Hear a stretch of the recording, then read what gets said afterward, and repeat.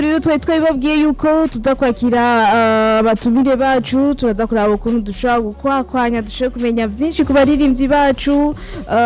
Madiba da Classic wewe yamaze kubashika muri studio zacu udukundira tugira ko tumwakira n'amahoro. Ego n'amahoro n'amanyemore. Natwe ni sawa. Akuravye mu maso mengo nta kirundi uti. Dijo. Uyu mbona cyumba nagondo murundi cyangwa mbona umurundi bamubona bute uti kirundi oya nisi rega ndabo baza bari mu mahanga bazi icyongereza cyangwa bavuga igishinwa cyangwa bavuga igiswahili bari bose rero bisigura ko atari abarundi acha basa n'abashinwa agenda murundi kandi basanzwe bizi c'est bon ko radukwikira murumva neza yuko tuza gukorana mu rurimi rw'ikirundi bati gituma natanguje gutyo hariho umwe dusanze dukorana no musataje avuga ati Madiba nimba akora mu biswahili gusa je simba n'ikintu nza kumubaza nabwo ubwo afise ati nukuri journaliste abazi ururimi rumwe cyane ari kiba ari ndi mudapfa kwitamo oya reka ndakubwira hari indimi ziba zoroshe kumenya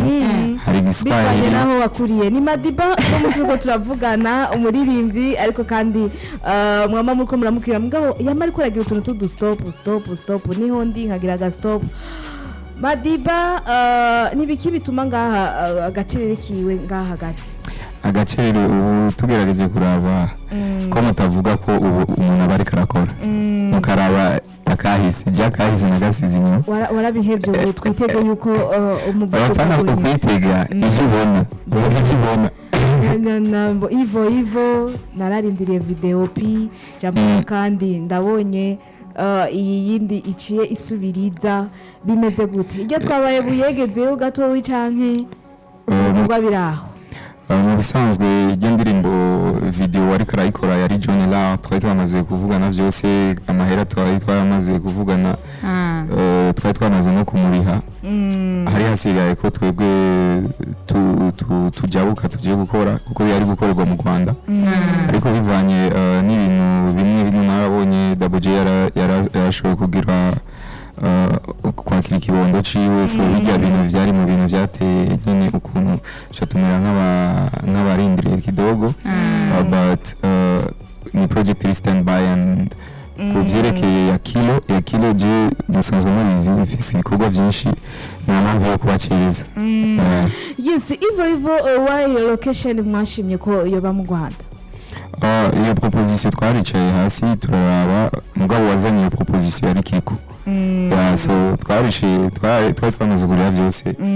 hari hasigaye gusa ko tugenda ariko warigeze kuvuga yuko muritegura kuja mu Rwanda kugira mukora iyo video kumenya ni hari kure cyane yaho Double J bwaro nk'ikibondo okay mu bisanzwe Kiko yaragwaye Kiko yaragwaye acha harinjira muri bya Double J mugabo rero kubwanje je sinorindira ivyo byose ya niyo mpamvu simba siyo ndirimbo niteze ko byose mugabo ni indirimbo mu ndirimbo zanje so buri ndirimbo yose ifise etape kugeza so ijya n'indirimbo yarasohotse abarundi barayumvirije kandi barayakiriye neza yarakunzwe so bene ndabazaniye Akilo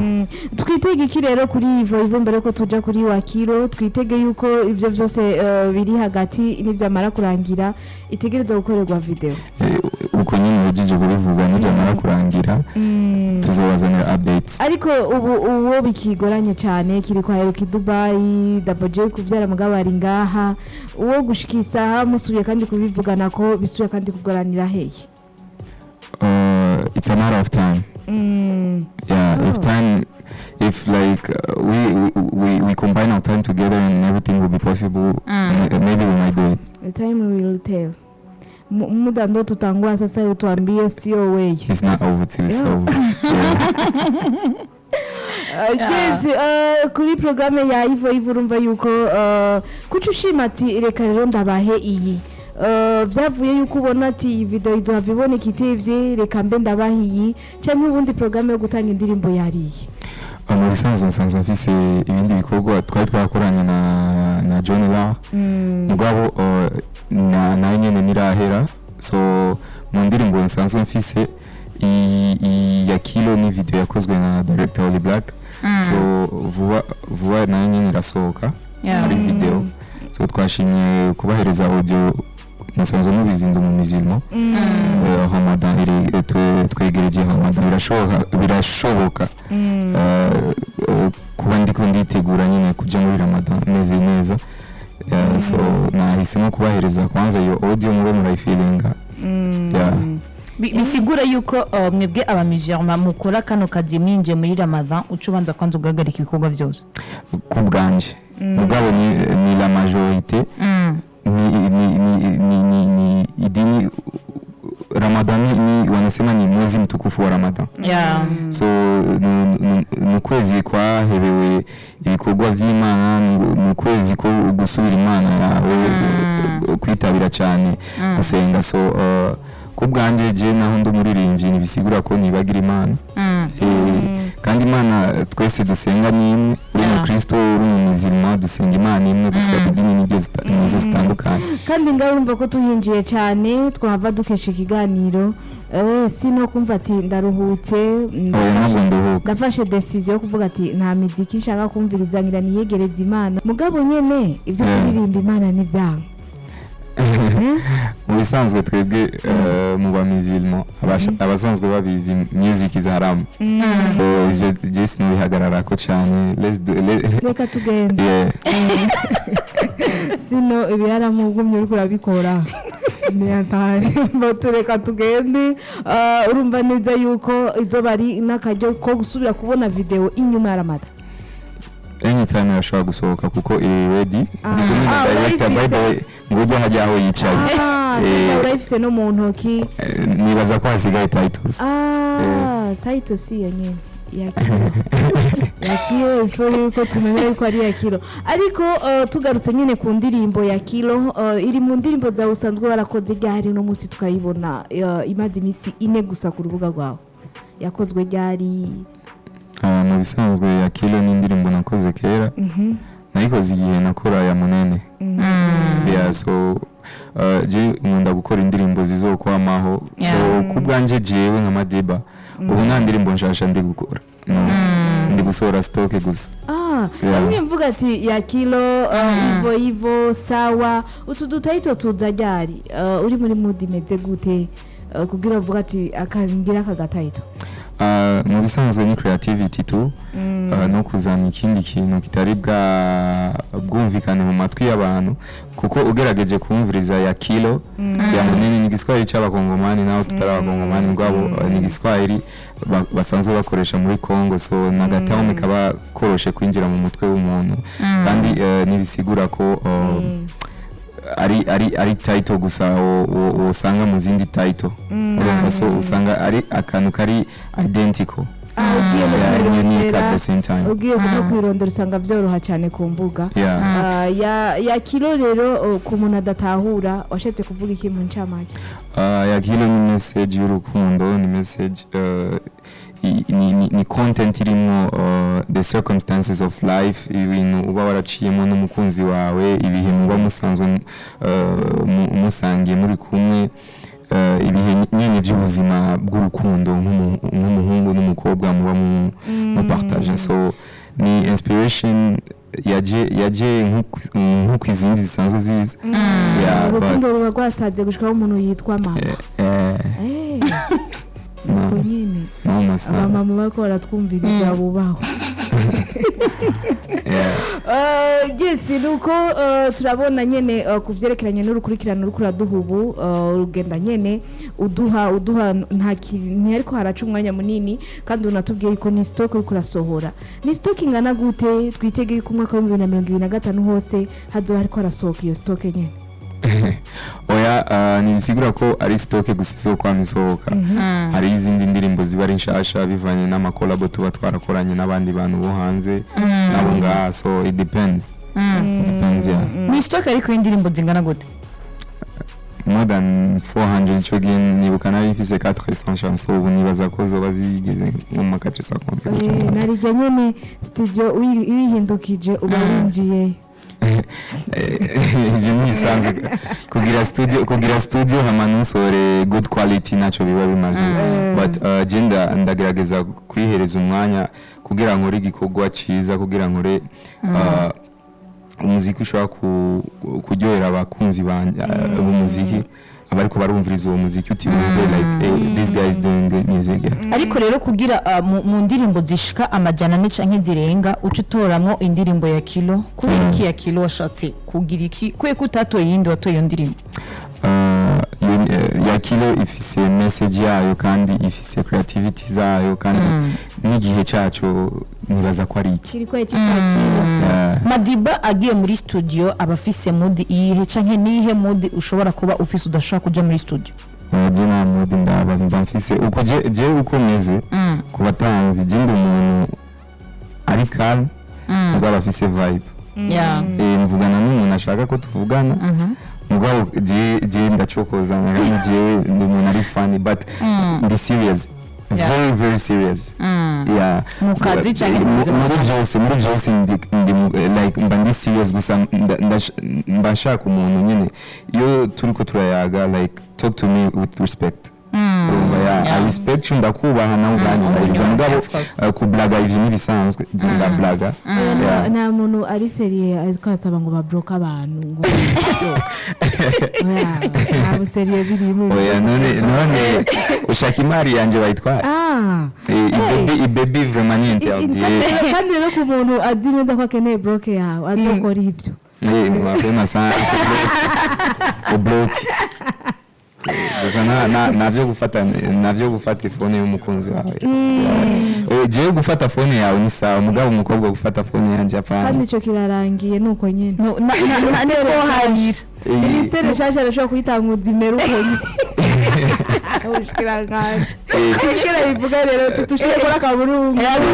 kandi bari sawa turabyemeye.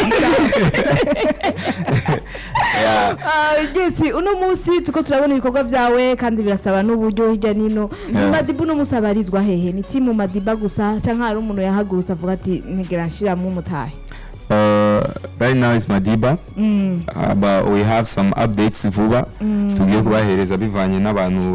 bashaka ko dukorana benshi bifuza ko twokorana mugabo ama updates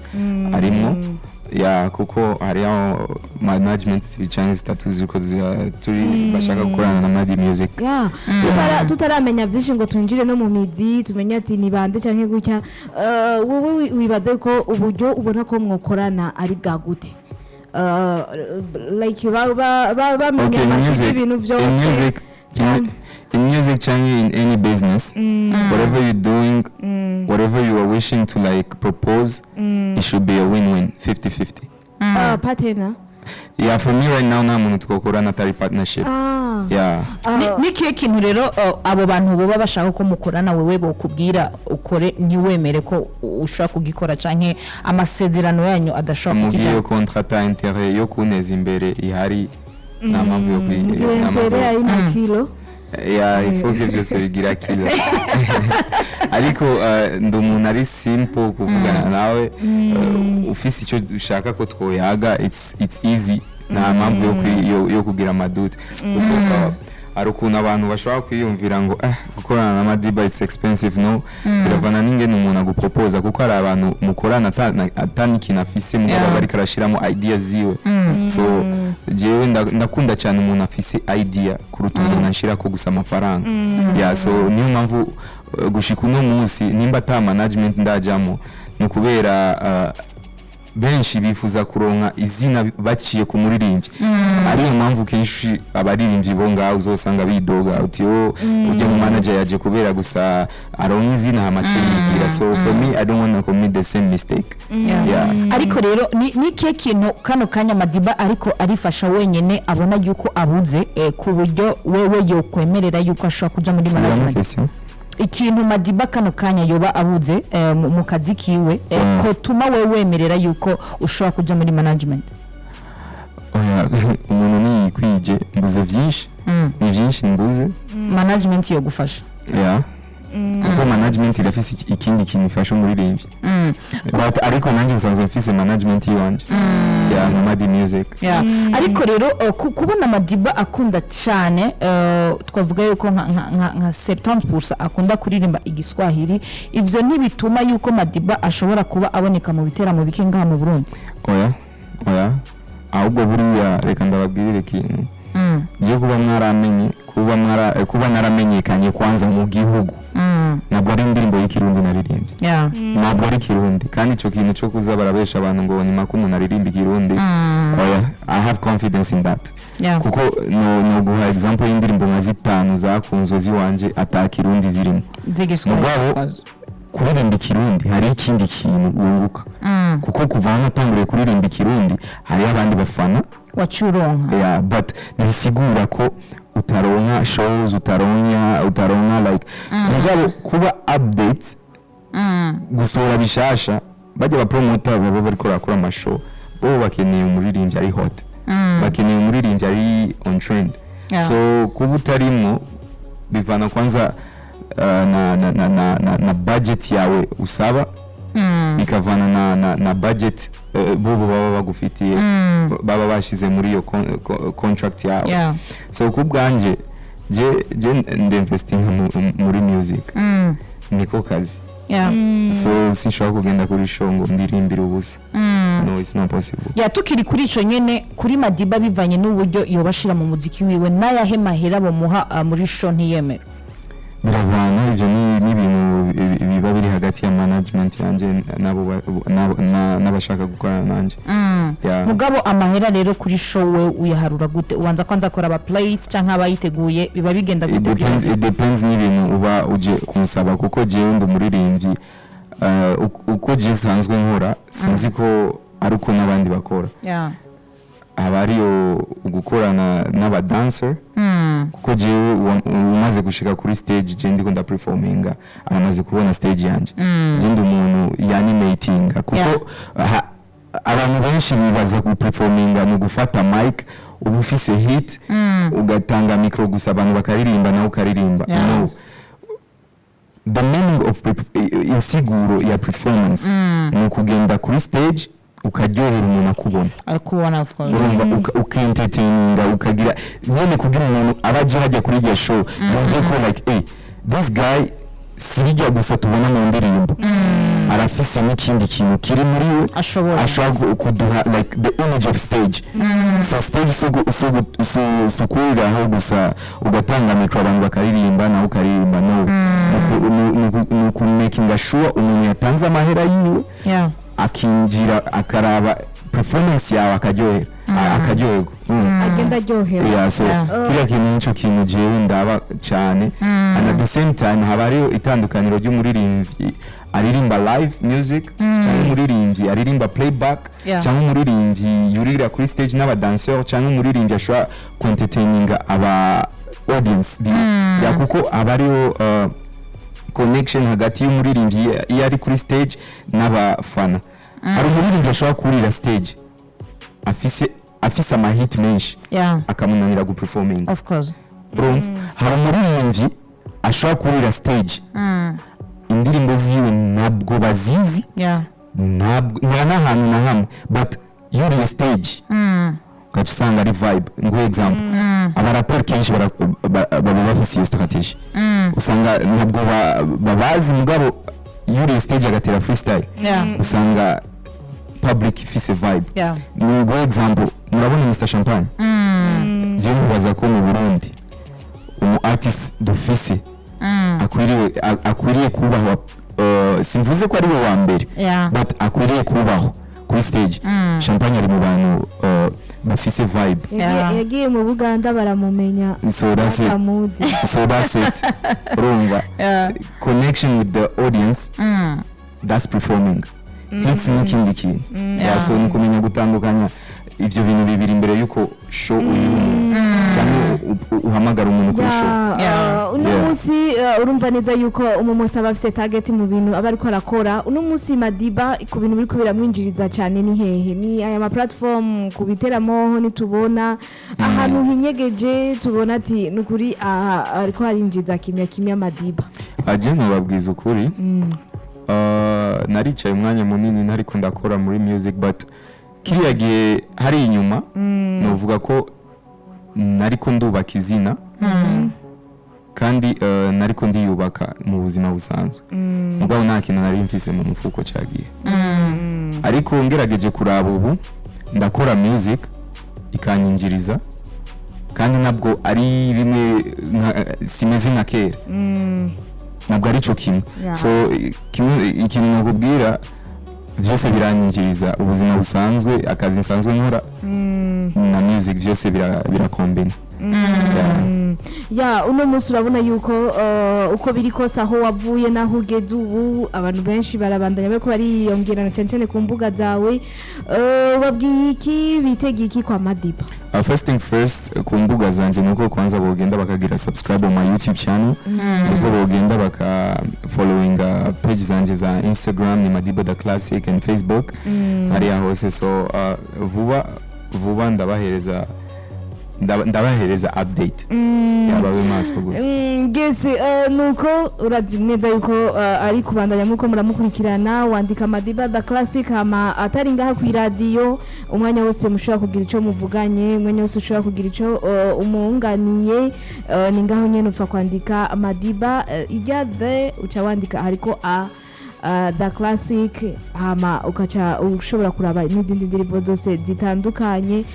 ku baririmbyi umwe wose ngo bafise indoto ziwe zikagenda mu ndoto ziwe akabandanya ariko arazikora uno munsi uretse yuko indirimbo uriko uraduha udusohorera ikintu ubona ati nukuri iki kintu mu ndoto zanje ntaragishika ko sinzobona yuko hari ikintu nahaye abakunzi banje oya ahubwo abakunzi banje bashaka Madiba urumva bashaka Madiba so kuba bashaka Madiba is just me keep on like releasing those music making sure zibashikira neza and ikintu narakora mu buzima I need to do something big for my mom yeah ari ikintu nzokorera mama mugabo sinshimye kwivugira gusa ngaha kuri radio gusa uzokimukorera uno mwaka canke mu bindi myaka izo oya nabwo ari mu myaka iza but vuba ucifuza vuba imbere yuko tugabura umwaka no je nabwo ndi imana ngo nipangire but umuntu wese uvuga uti naho yoba rejo icyo upanga rero wewe uramenya ati itariki niyi imana basi imana niyi imbere idashobora kutabishitsa mugabo wayeretse ibyo wapanze wewe yego niyo mpamvu nabigumije ku mutima urapanze ko ari ngaha vuba tuzobimenya cyane nuko ari ku mubyeyi nyene biba bigoye kunyegeza biradudubira byonyene Jesse uno munsi muzikuri kurakogwa baririmbyi tubandanye bariko baratera intambwe ariko barasohoka bakagenda ino tukabona nyene yuko hari akavibe uno munsi wowe kuva aho watanguriye gukurikirana umuziki w'u Burundi uha pourcentage zingaha hugeze mu bisanzwe umuziki w'u Burundi uri kuratera intambwe kandi ishimishije neza cyane kuko urabona new generation iriko iragerageza gukora kandi cyane vraiment ugerageje kuraba iriko irahindura ibintu byinshi kandi na music ubu novuga ko mu Burundi uri umuririmbyi ushobora kubeshwaho n'impano yawe nico kintu twagwanira kuva kera n'abakuru bacu bagwanira but right now like novuga ko it's possible you can fight for yourself and ugashika inzira abari ndende mugabo gushika ni ngombwa gatoyi ya kilo je nibaze ko tuce dusezerana ya kilo udukorere ku gatoyi ku ya kilo nimba nkuramwo byose tugakubita kakapera ya kilo kidogo kwako nimezama Madiba nimezama baby I won't lie you're my one and only in a billion oh my baby when unanifaa wenitabasamu furaha ya wangu mtima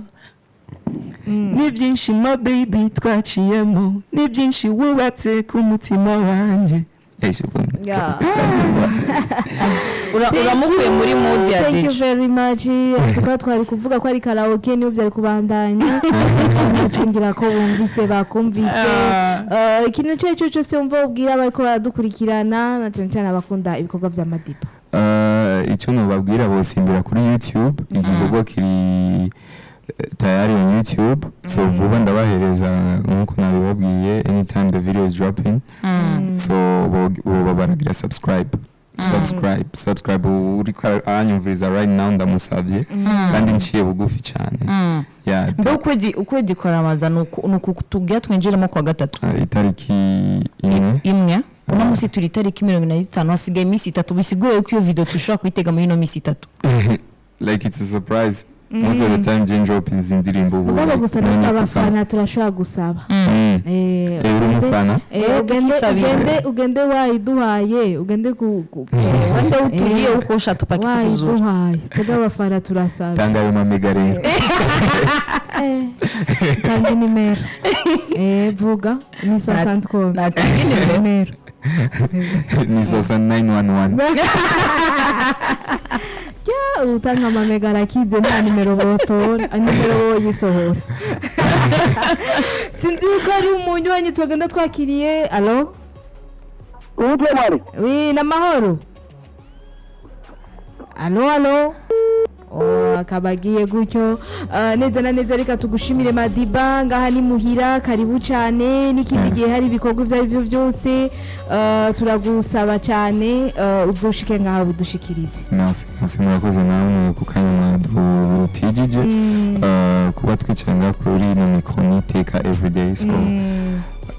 abariko baratwumviriza nabo murakoze kuba mwari ku radio zanyu so vuba nkuko nabibamenyesheje anytime the song will be dropping ngaha atana kimwe tukubaza abanywanyi bonyene bakora dukurikirana bagiye bakubajije umuririmbyi ubona ati uyu ntushobora kumurihira ideni nuwa umuririmbyi ubona ati uyu no murihira ideni mu gihe yo bafise ideni kubera iki kurihira umuririmbyi nyene kumva ati byananiranye bagira banamutwara ati jewe ndamurihira oya vraiment ndayafise vraiment no yamuri wari we wese niwe uraba ati sinoraba uri umuntu kugira ubuntu simaka ngo kugira neza simaka ngo urabe ngo ni mwene wanyu cyangwa n'umugenzi urayigira tuna sawa ndaza kukubwira umuririmbyi afise ideni uri tayari nta kibazo urakoze Madiba karibu murakoze cyane ni Bowden uri bise